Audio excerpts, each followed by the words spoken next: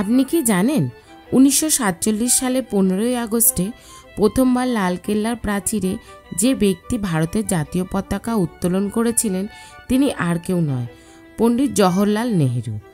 কিন্তু কেন তিনি এই ঐতিহাসিক মুহূর্তের জন্য নির্বাচিত হলেন? স্বাধীন ভারতের প্রথম প্রধানমন্ত্রী হিসেবে নেহেরুই ছিলেন তখন নতুন সরকারের মুখ, আর ভারতীয় জাতীয় কংগ্রেসের দীর্ঘ সংগ্রামের অন্যতম নেতৃত্বদানকারী ব্যক্তি তিনি। 14ই আগস্ট মধ্যরাতে তার বিখ্যাত ভাষণ জাতির কাছে নতুন সূচনার প্রতীক হয়ে ওঠে। ব্রিটিশ হস্তান্তরের আনুষ্ঠানিক প্রক্রিয়ার রাষ্ট্রপ্রধানের মর্যাদা তিনিই ছিলেন সর্বোচ্চ নির্বাচিত প্রতিনিধি, তাই এই সম্মান তার হাতেই অর্পিত হয়। লালকেল্লার লাহোর গেট থেকে পতাকা উত্তোলনের সিদ্ধান্তই ছিল প্রতীকী।